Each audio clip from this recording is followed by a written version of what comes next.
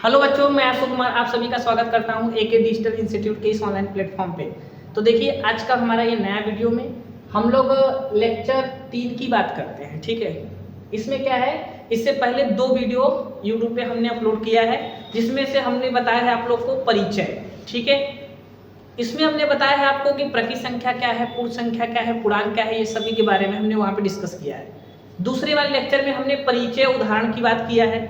अब हम लोग लेक्चर नंबर 3 में हम लोग क्या कर रहे हैं, गणित कक्षा 10 यूपी बोर्ड के छात्रों के लिए है वास्तविक संख्या का, यानी चैप्टर 1 का प्रश्नावली 1.1 को यहाँ पे हम लोग देखो लिखा है ना, एक वीडियो में पूरा समाप्त। और ये सेशन किसके लिए है, 2025 और 26 के लिए। यदि आप 2026 में पेपर दोगे तो ये वीडियो आपके लिए बहुत महत्वपूर्ण है। तो चलिए वीडियो को स्टार्ट करते हैं। ठीक है, अगर इससे पहले 2 लेक्चर अगर आप नहीं देखे हो ना, पहले जाके उसको देख लो। अगर उसको देख लोगे तो ये वाला वीडियो आपको बहुत अच्छा समझ में आएगा, ये हमारी गारंटी है। ठीक है, तो चलिए वीडियो को स्टार्ट करते हैं। हम देखते हैं प्रश्नावली 1.1। देखो बच्चों, यहाँ पे दिया है प्रश्नावली 1.1 में 3, 4, 5 क्वेश्चन है यहाँ पे। ठीक है, कह क्या रहा है, इस क्वेश्चन में क्या करना है हमें, उसके बारे में थोड़ा सा चर्चा करते हैं ना भाई। इसके बारे में थोड़ा सा हम चर्चा करते हैं ना। दिया है निम्नलिखित संख्याओं को अभाज्य गुणनखंडों के गुणनफल के रूप में व्यक्त कीजिए। मतलब क्या है इसका, कह रहा है कि ये जो क्वेश्चन आपको दिया है, यानी ये सब संख्याएं दिया है, इनको क्या करो, इनका अभाज्य गुणनखंड करो। पहले क्या करो, अभाज्य गुणनखंड। अब जब अभाज्य गुणनखंड हो जाए तो उनको गुणा के फॉर्म में लिख दो, हो गया क्वेश्चन का आंसर।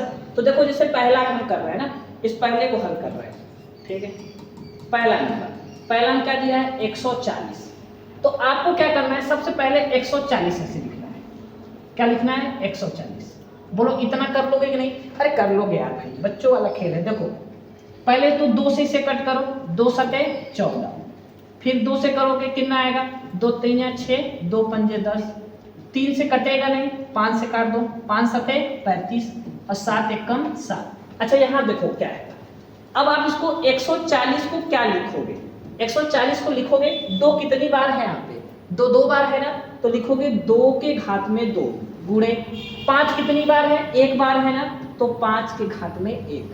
7 कितनी बार है, 1 बार है, तो 7 के घात में 1।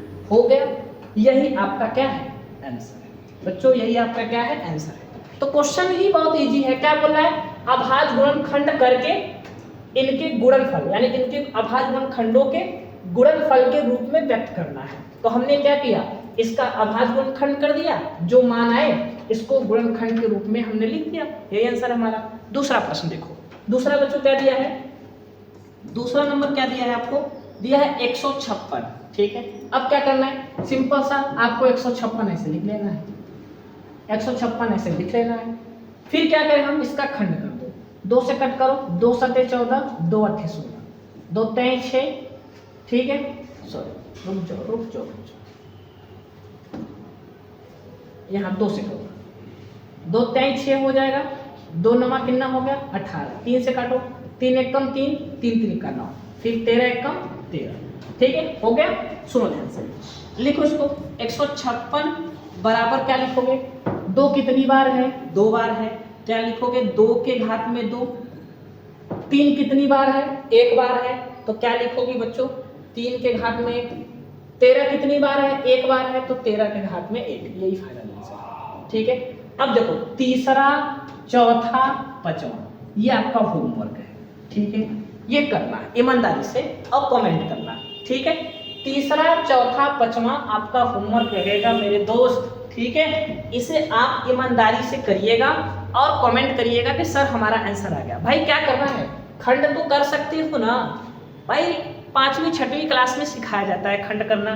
नहीं आता है तो भाई क्या ही कहें आपके लिए, शब्द ही कम है भाई बच्चों, शब्द ही कम है। चलो अगले क्वेश्चन की ओर चलते हैं। देखिए अगला क्वेश्चन क्या है आपका, ठीक है, दूसरा नंबर क्वेश्चन क्या बोला है ना, दूसरा नंबर क्वेश्चन क्या बोला है कि पूर्णांकों के निम्नलिखित युग्मों के HCF और LCM ज्ञात कीजिए तथा इसकी जांच कीजिए कि 2 संख्याओं का गुणनफल बराबर होता है HCF गुणे LCM के। मतलब क्या है, पहले तो हमें HCF और LCM निकालना है। तो पहले फोकस हम करेंगे कि ये जो संख्या दिया हुआ है इनका हम क्या निकालें, HCF निकाल दें और क्या निकाल दें, HCF निकाल दें, यानी LCM निकाल दें। चलो पहले किसका निकालना है, पहला का ही निकाल लेते हैं। लिखते हैं हल।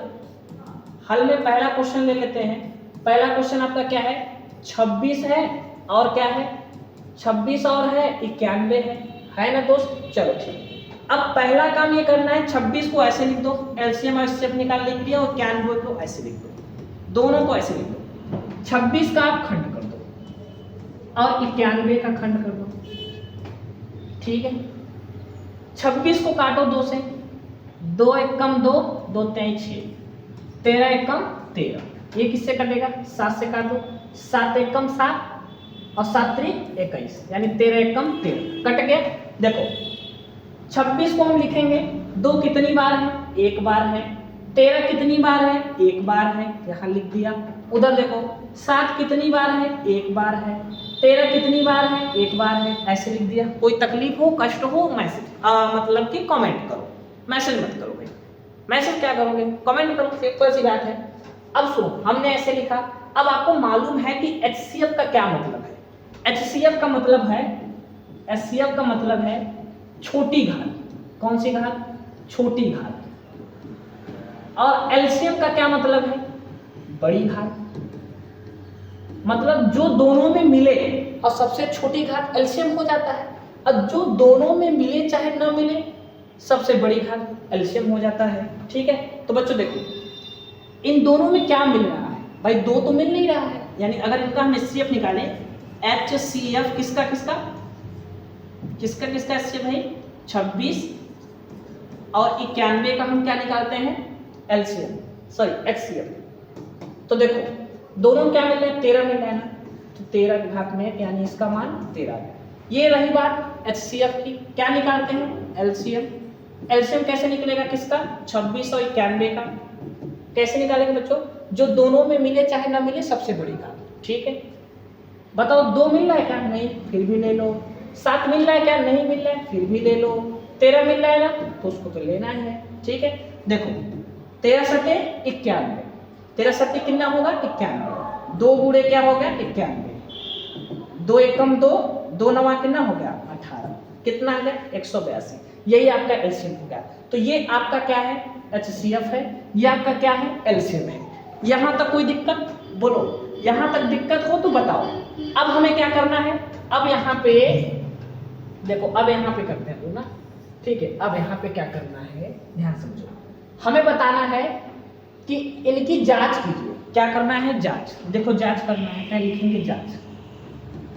जांच क्या करना है, जांच क्या करना है कि 2 संख्याओं का गुणनफल, 2 संख्याओं का गुणनफल क्या बराबर होता है HCF गुणे LCM के, यही ज्ञात करना है। मतलब दोनों तरफ बराबर लाना है। 2 संख्या मतलब क्या है, 2 संख्या यही 26 और 91, यहाँ लिखेंगे 26 गुणे 91 बराबर। HCF कितना निकाले हम लोग, 13।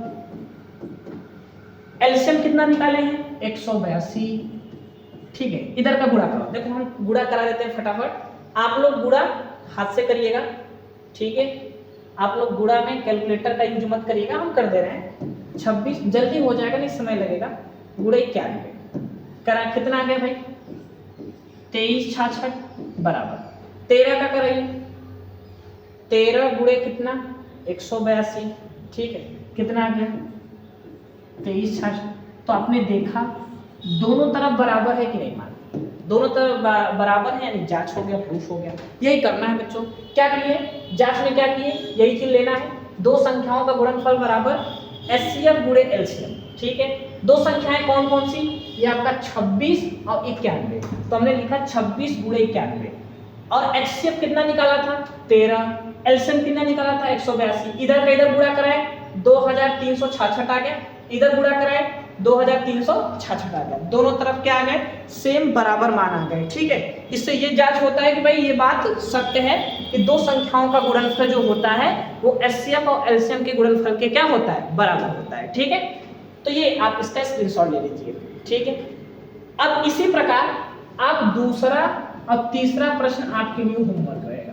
बच्चों ये दूसरा और तीसरा प्रश्न आप होमवर्क में करना और करने के बाद कमेंट करना, ठीक है। एक क्वेश्चन बता दिए, एकदम सरल है, बहुत इजी है, तो आप कर लोगे, नहीं करोगे कमेंट करना, फिर से बता देंगे। चलो चलते हैं अगले क्वेश्चन की ओर। देखिए अगला क्वेश्चन क्या है, देखिए तीसरा नंबर सेम टू सेम वही क्वेश्चन है। क्या है भाई, देखो इसमें करना ही अभाज्य गुणनखंड विधि द्वारा निम्नलिखित पूर्णांकों के क्या निकालना है, एचसीएफ और क्या निकालना है, एलसीएम ज्ञात कीजिए। भाई बच्चों वाला खेल है बच्चों, तो आप ही ने खोले हुए, दूसरा कोई थोड़ा खेलेगा। देखो हमें इसका क्या निकालना है, हमें इसका क्या निकालना है बच्चों, ये 2 बार लिखा गया है क्या, शायद 2 बार लिखा गया है, ठीक है। तो देखो अभाज्य गुणनखंड विधि द्वारा हमें क्या करना है, एचसीएफ और एलसीएम निकालना है। पहले का ले लेते हैं हम लोग, यहाँ लिख देंगे हल। हल में बच्चों क्या लिखेंगे भाई, देखो दिया क्या है 12, 15 और क्या दिया है, और 21 दिया है, ठीक है। 12, 15 और 21। एक बार क्वेश्चन मिला लेना कि क्या दिया है, हम इसी को लेकर कर देते हैं, ठीक। देखना ध्यान से, हमें क्या करना है, पहले तो लिखना है 12, फिर क्या लिखना है 15, फिर क्या लिखना है 21, ठीक है। ये लिख दिया, देखो बच्चों इतना लिख दिया ना ऐसे। अब एक बार 12 का खंड कर लो बच्चों आप, फिर किसका खंड करोगे, 15 का। हम चाहे तो ऐसे डायरेक्ट कर दें, लेकिन आपको दिखा रहा है 12 किससे कटेगा, 2 से, 2 6 का 12,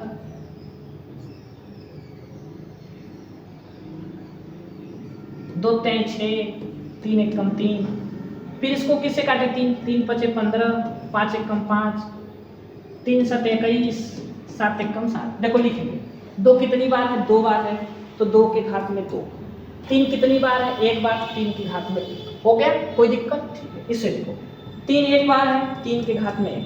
5 कितनी बार है, 1 बार है, 5 के घात में। उधर देखो 3 के घात में 1 और 7 के घात में 1, ठीक है बच्चों, इतना हो गया। अब हम जानते हैं एचसीएफ। एचसीएफ किसका, एचसीएफ 12, 15 और 21 का कैसे निकलेगा, जो सब में मिले वो छोटी घात। देखो 3 मिल रहा है सब में, हाँ 3 घात में, बाकी तो कुछ मिल नहीं रहा है, यानी इसका एचसीएफ कितना आ गया 3। उसके बाद एलसीएम 12, 15, 21, जो मिले चाहे ना मिले, सबसे बड़ी घात। देखो 2 नहीं मिल रहा है ना, और सबसे बड़ी घात 2 के घात में 2। 3 मिल रहा है ना, 3 के घात में 1। 5 नहीं मिल रहा है, फिर भी लिख लो। 7 नहीं मिल रहा है, फिर भी लिख लो। सबका गुणा कराओ, 2 का गुणा 2 में होगा, कितना हो जाएगा, 2 के घात में 2 यानी 4, 4 तिया 12, ठीक है। और 12 पंजे 60 गुणे 7, 7 छंग कितना हो गया 42, यानी आंसर कितना आ गया 420। तो इसका जो एचसीएफ है वो कितना आ गया 3, और इसका एलसीएम कितना आ गया 420, ठीक है। तो सेम टू सेम जैसे हमने ये क्वेश्चन लगाया है, ऐसे आपका दूसरा नंबर भी होगा, तीसरा नंबर भी होगा। इसे आप करोगे होमवर्क। अब सोचोगे सर जी बहुत मजे मजे होमवर्क दे रहे हैं, बच्चों घर पे करोगे क्या, ट्राई तो करो, नहीं आएगा कमेंट करना, आपको भाई क्वेश्चन बताए जाएंगे, क्यों नहीं बताए जाएंगे भाई, ठीक है। लेकिन याद रखना, अगर आप 2 वीडियो देखे हो हमारे, यानी इससे पहले लेक्चर 1 और लेक्चर 2 नहीं देखे हो, तो पहले जाके उसे देख लो, क्योंकि सारा खेल उसी का है। अगर वो आ गया मतलब ये सब आ गया, सारा नियम कानून जितनी भी है हमने उसमें बता दिया आपको, बस खाली यहाँ क्वेश्चन लगवाना था या लगवा रहे, ठीक है। चलिए आगे चलते हैं। देखिए चौथा प्रश्न क्या बोल रहा है बच्चों, चौथा प्रश्न में हम क्या करेंगे, देखो क्या है दिया क्या है, पहले सॉल्व करो, लिखो यहाँ पे, हल कर दो। दिया है एचसीएफ दिया है इतना, क्या दिया है भाई, दिया है, दिया है, क्या दिया है बताओ, दिया है आपका HCF 306,657, ठीक है। कितना दिया है 9। आपको क्या करना है, LCM 306,657 का आपको निकालना है, बोलो बच्चों, ठीक। अच्छा चूंकि हम एक फार्मूला जानते हैं, आप भी जानते होंगे भाई, हम जानते हैं तो आप भी जानते होंगे, क्या, अब बोलो क्या सर, ये आपको एक फार्मूला हम बताए थे, अगर याद हो तब हमने बताया था दूसरे लेक्चर में, HCF A, B गुणे LCM A, B बराबर A इंटू B था कि नहीं, यानी HCF गुणे LCM बराबर पहली संख्या गुणित दूसरी संख्या। तो एक बात बताओ बच्चों, HCF ऐसे रहेगा, A क्या है 306, B क्या है 657 है कि नहीं, बोलो यस या नो बच्चों। A क्या है 306 कामा 657 बराबर A कितना है, A वही 306 गुणे 657। देखो इसका मान आपको दिया हुआ है, कितना दिया हुआ है 9 बच्चों, 9 रख दो गुणे LCM 306 कामा 657 बराबर 306 गुणे 657 ना, ठीक है। अब बताओ ये गुणा में है भाग में चला जाएगा या यहीं से काट देते हैं ना, 9 से ही कटेगा, 3 से काटेंगे, 3 त्रिक 9, 3 एकम 3, 3 दूना 6, इसे भी 3 से काट दीजिए, 3 दूना 6, 3 एकम 3, 3 नवा 27, ठीक है। देखिए LCM 306 कामा 657 बराबर क्या बचा 102 गुणे 219, ठीक है। गुणा करा देते हैं इसका बच्चों, हम गुणा ऐसे करा देते हैं लेकिन आपको नहीं कराना है, करके करना है बच्चों, यहाँ पे करके करना है। 102 गुणे 219 क्या आ गया भाई 22 3 3 8, ये आंसर हो गया 22,338, ये आपका क्या हो गया आंसर, यानी एलसीएम कितना आ गया 22,338, यही आपका क्या है एलसीएम ना बच्चों, ठीक है। तो जल्दी जल्दी इसका स्क्रीनशॉट लो, फिर चलते हैं अगले क्वेश्चन की ओर, ठीक है। चलो ये छोटा सा क्वेश्चन था, आगे चलो बच्चों अगला क्वेश्चन देखो, करा जांच कीजिए कि क्या किसी प्राकृत संख्या के लिए ना, प्राकृत संख्या n के लिए भाई यहाँ पे n होगा, थोड़ा सा क्वेश्चन मिस्टेक है, n के लिए 6 के घात में n अंक शून्य पर समाप्त हो सकता है।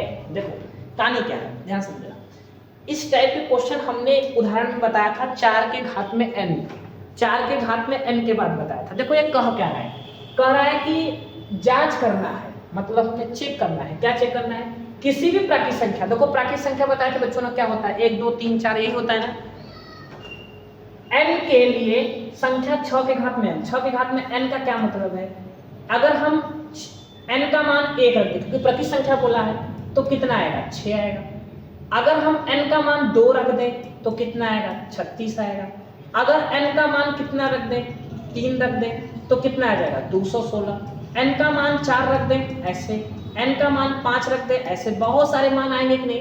तो कह रहा है कि n के किस मान के लिए कि लास्ट में कह रहा है ना को 6 के घात में n अंक शून्य पर समाप्त होगा, मतलब ये शून्य पे कब समाप्त होगा, 6 के घात में n का मान जो है हम ऐसा कौन सा मान रखेंगे n का कि ये शून्य पे क्या होगा बच्चों समाप्त हो जाएगा। तो बच्चों ध्यान से बात को समझना, ठीक है, ऐसे ऐसे चलता रहेगा तो मेरे ख्याल से तो शून्य पे तो ये समाप्त होगा ही नहीं, पहली बात तो इतना जानो। कैसे, अगर कोई अंक शून्य पे समाप्त होता है, जैसे 10 शून्य पे समाप्त हो गया, 20 भी शून्य पे समाप्त हो गया, 30 भी शून्य पे समाप्त हो गया, 40 भी, ऐसे शून्य पे, ये सब सारी संख्याएं शून्य पे समाप्त हो गई ना। तो देखो कि अगर कोई संख्या शून्य पे समाप्त हो रही है तो उनमें खास बात क्या है कि भाई, अगर सीधी सी बात है कि अगर कोई संख्या शून्य पे समाप्त हो रही है तो उसमें खास बात क्या है, हम ऐसे मान निकाल सकते हैं लेकिन शून्य पे समाप्त होगा ही नहीं।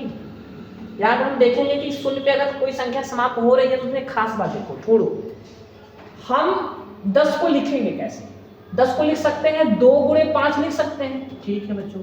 इसे लिख सकते हैं 2 गुणे 5 लिखते हैं, 2 दूना 4 पंजे 20। इसे लिख सकते हैं 2 गुणे ऐसे लिखते हैं 3 गुणे 2, 3 दूना 6 गुणे 5, 6 पंजे 30। इसे लिख सकते हैं 2 गुणे 2 8 पंजे 40, ऐसे लिख सकते हैं। तो एक बात समझो, अगर कोई संख्या बच्चों, अगर कोई संख्या शून्य पे समाप्त होती है तो उनके अभाज्य गुणनखंड में 2 और 5 उपस्थित होना चाहिए। क्या उपस्थित होना चाहिए, 2 और 5। अगर 2 और 5 उपस्थित है तो संख्या शून्य पे समाप्त होती है। अगर वो 2 और 5 उपस्थित नहीं है तो कोई भी संख्या शून्य पे समाप्त नहीं होगी। जैसे मान लीजिए कोई भी है, जैसे मान लीजिए 20 है, 20 क्या 21 मान लो, अगर इसमें 2 और 5 आ जाए, 5 दूना 10, यानी कितना आ जाएगा 210 आ जाएगा। बताओ ये अंक शून्य पे समाप्त हुआ कि नहीं हुआ ना, यानी 2 और 5 होना चाहिए, किसी भी संख्या के अंक शून्य पे समाप्त होने के लिए 2 5 होना चाहिए, लेकिन यहाँ पे 2 5 है कि नहीं वही चेक करना है हमको। तो ध्यान से बात को समझो ना। चलिए ये तो रफ कर रहा था, अभी बता देते हैं कैसे इसको लिखना है। ये समझे बच्चों कि अगर कोई संख्या शून्य पे समाप्त होगी तो उसके अभाज्य गुणनखंड में 2 और 5 उपस्थित होंगे ना, तो यहाँ लिखेंगे हल, ठीक है। यहाँ लिखेंगे क्या लिखेंगे कि चूंकि हम जानते हैं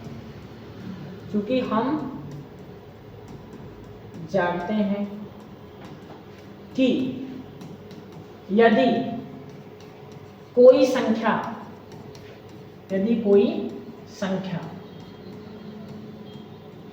शून्य पर समाप्त होती है तो उसके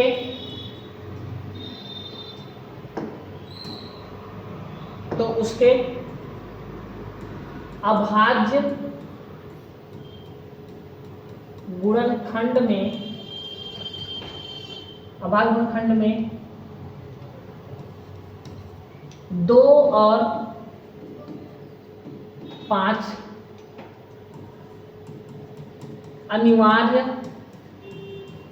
रूप से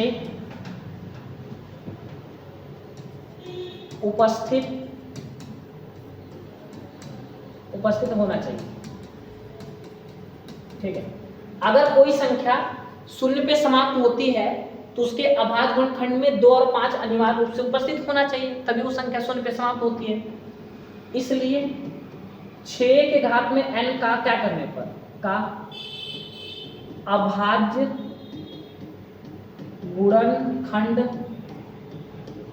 करने पर, तो इसका अभाज्य गुणनखंड कर दो। 6 के घात में n को क्या लिखोगे 2 गुणे 3, 6 को 2 गुणे 3, पूरे के घात में क्या लिख सकते हो n, यानी 6 के घात में n को लिख सकते हो 2 के घात में n गुणे 3 के घात में n।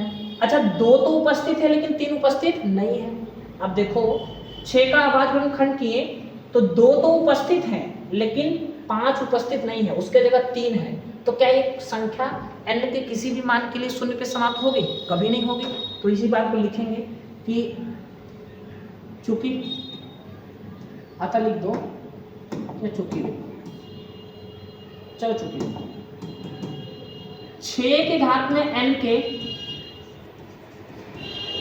अभाज्य गुणनखंड में 2 और 5 उपस्थित नहीं है,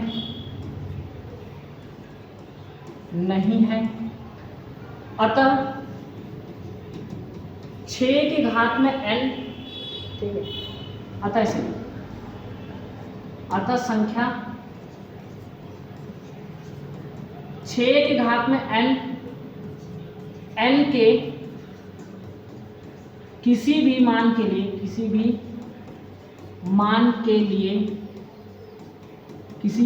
लिए अंक शून्य पर समाप्त नहीं होगी, ठीक है बच्चों।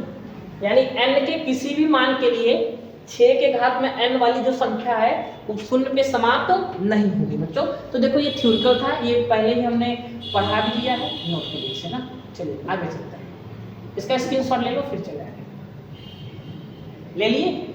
चले बच्चों आगे देखो अगला क्वेश्चन 6वां नंबर। देखिए क्वेश्चन क्या बोल रहा है, इसमें बोल रहा है कि व्याख्या कीजिए कि 7 गुणे 11 गुणे 13 प्लस 13 ये दिया हुआ है, बाकी इधर मान दिए गए हैं। कह रहा है एक भाज्य संख्या क्यों है, ये बताना है भाज्य संख्या क्यों है। पहले भाज्य संख्या क्या होती है, पहले ये भाज्य संख्या थोड़ा सा बता देते हैं आप लोग ना, इसी में बता दे क्या। चलो देखिए भाज्य संख्या के बारे में। भाज्य संख्या ये क्या होती है, ये स्वयं के अलावा, ठीक है, किसी अन्य संख्या से भी भाजित हो जाए, ऐसी संख्या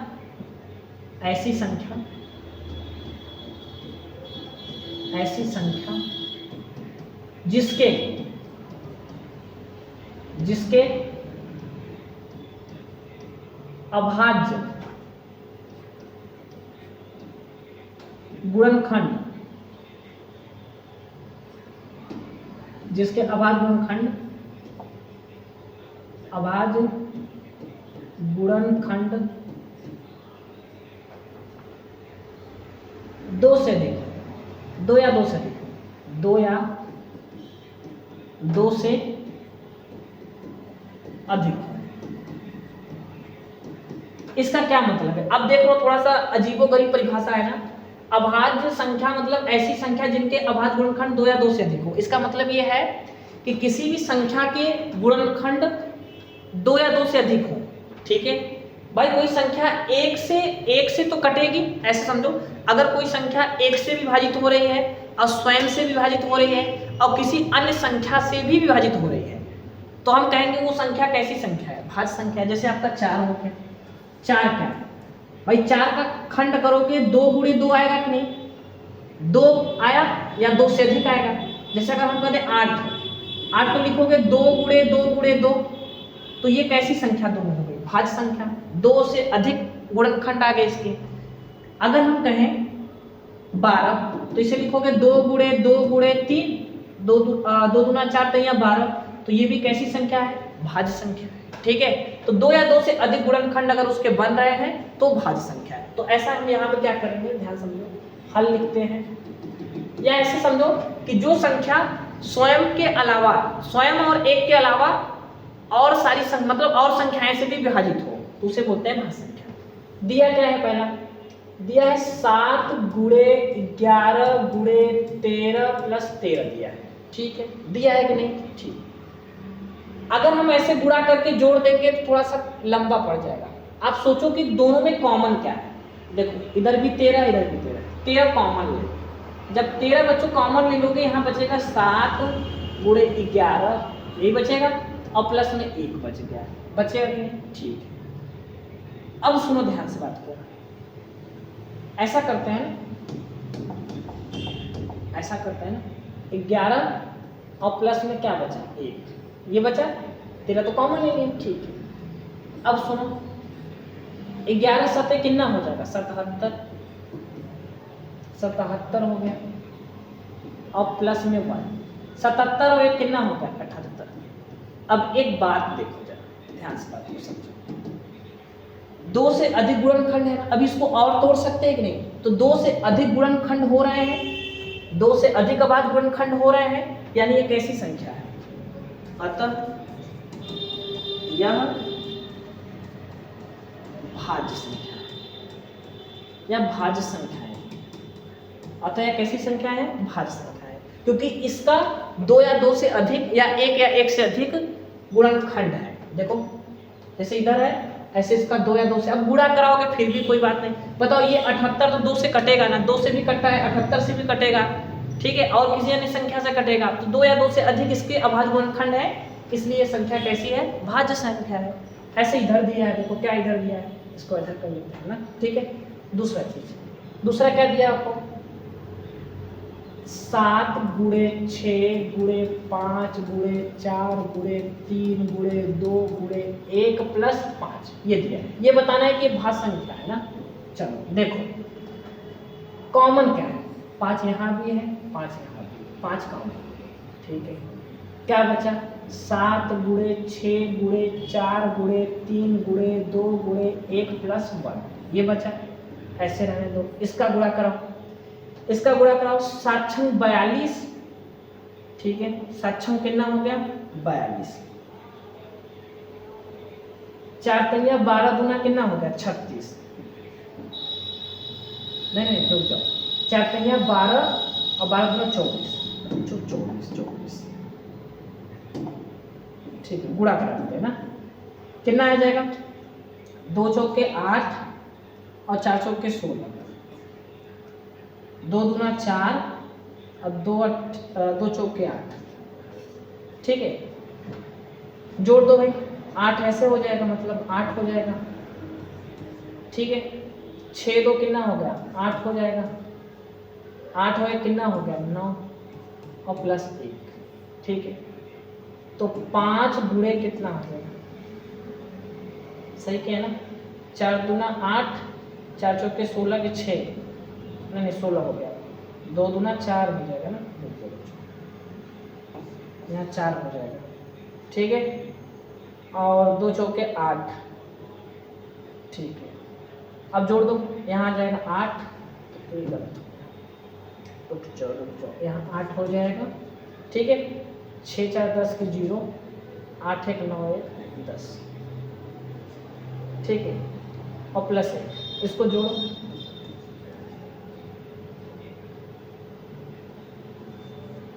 ठीक है, सही है ना दोस्त, सही है ना भाई, देखो 8 हो गया, 6 4 10 की 0, 8 1 9 1 10, ठीक है। अब देखो ये क्या है, ये भी तो गुणनखंड के रूप में है, ठीक है, यानी ये कैसी संख्या है, अतः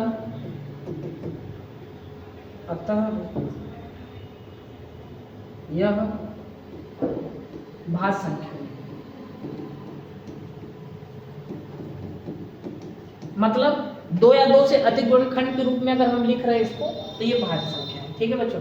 चलिए इसका स्क्रीनशॉट ले लीजिए, अगले चलते आगे देखो, अगला क्वेश्चन लास्ट क्वेश्चन है, ठीक है। अब इसके बाद हम लोग ये प्रश्नावली आपका एक ही वीडियो में समाप्त हो जाएगा। देखो क्या बोल रहा है भाई, कह रहा है कि किसी खेल के मैदान के चारों ओर एक वृत्ताकार पथ है, कोई खेल का मैदान है, उसके चारों तरफ एक वृत्ताकार ऐसे वृत्ताकार क्या है, पथ है, ठीक है।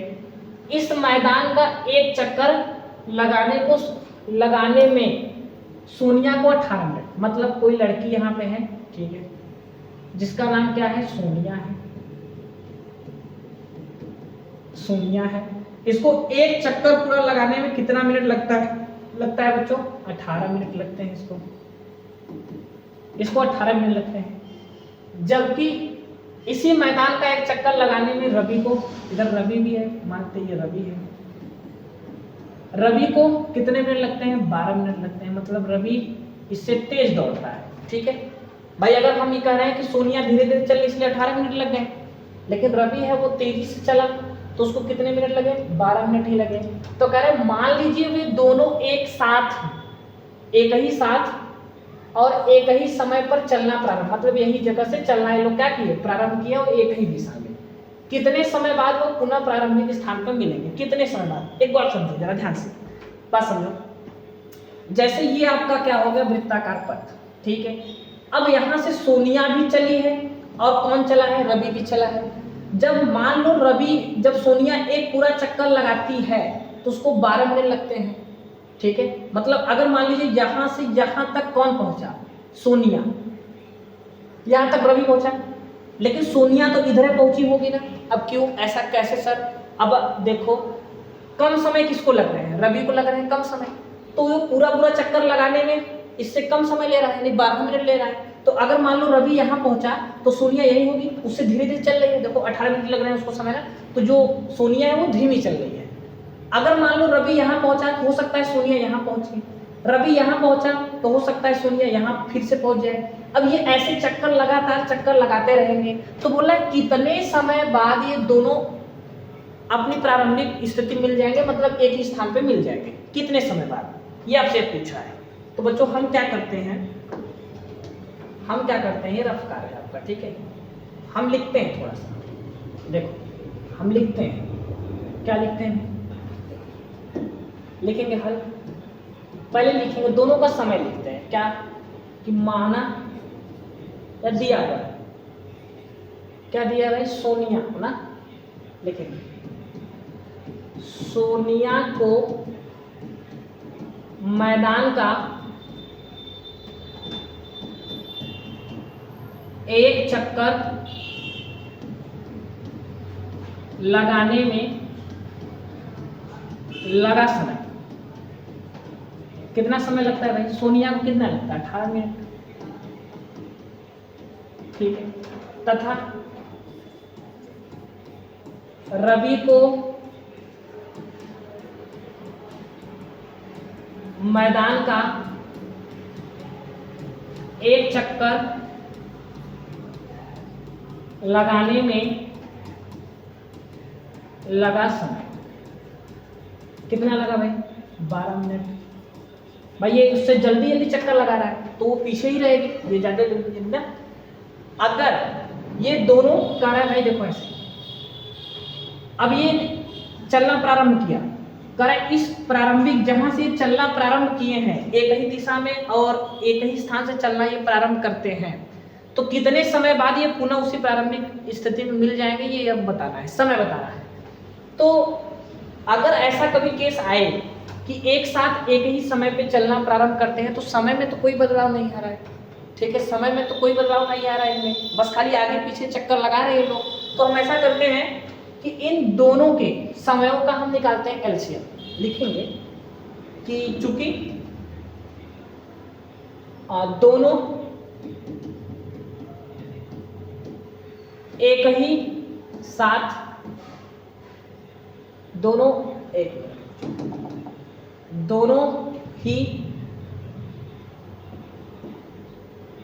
ही एक ही स्थान और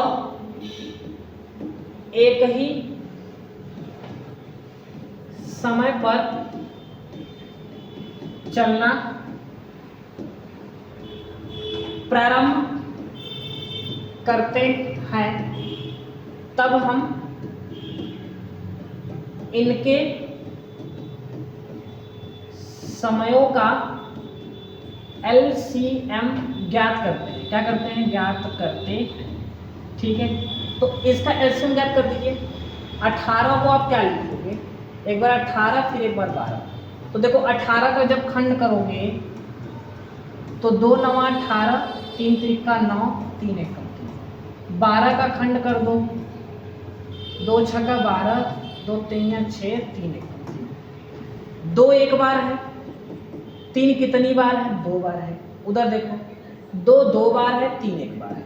इनका एलसीएम निकालना है। एलसीएम किसका एलसीएम निकालना है? 18 और 12 का। सुनो, दोनों में क्या मिल रहा है? 2 के घात में 2 मिल रहा है और सबसे बड़ी घात यानी 2 के घात में 2। इन दोनों में मिले चाहे ना मिले, सबसे बड़ी घात 3 के घात में 2। 2 के घात में 2 यानी 4, 3 के घात में 3 यानी 9, और 9 चौक कितना हो गया? 36 मिनट। ठीक है, कितना आ गया? 36 मिनट। अतः लिखेंगे, अतः दोनों 36 मिनट बाद प्रारंभिक स्थान पर मिलेंगे बच्चों। ठीक है, चलिए इसका स्क्रीनशॉट ले लीजिए। थोड़ा सा हिंदी ज़्यादा इसमें लिखना है क्योंकि हिंदी में ही पूरा क्वेश्चन लिखा है, तो हिंदी ज़्यादा लिखना है ना। तो ये लास्ट क्वेश्चन था। जल्दी जल्दी इसका स्क्रीनशॉट लो, फिर चलते हैं आगे। ठीक है बच्चों, तो देखो ये प्रश्नावली आपकी पूरा क्या हो गया है, कंप्लीट हो चुका है। ठीक है, देखो जैसा कि हमने वीडियो में लिखा हुआ है कि एक वीडियो में पूरा समाप्त, तो एक वीडियो में आपका पूरा प्रश्नावली कंप्लीट हो गया है। इसको देख लीजिए और प्रैक्टिस कीजिए घर पे। जो चीज़ें न आए उसको कमेंट करिए, ठीक है। और देखिए अब अगला लेक्चर नंबर 4 आपको मिलेगा। इसके आगे यानी 1.2 का बेसिक परिचय, उदाहरण, ठीक है, और फिर प्रश्नावली। ठीक है बच्चों, तो देखिए मिलते हैं आप लोगों से एक नए वीडियो में। उससे पहले वीडियो मिलने से पहले अगर आप चैनल पे नए हो तो चैनल को सब्सक्राइब करिएगा, लाइक करिएगा और ज़्यादातर बच्चों के पास इस वीडियो को शेयर करिएगा। ठीक है, और आपकी इंग्लिश की क्लास और बायोलॉजी की क्लास, साइंस की क्लास अब डेली की डेली मिलेगी। ठीक है, उसके लिए निश्चिंत रहिए। चलते मिलते हैं आप लोगों से एक नए वीडियो में। तब तक के लिए धन्यवाद, टाटा बाय बाय।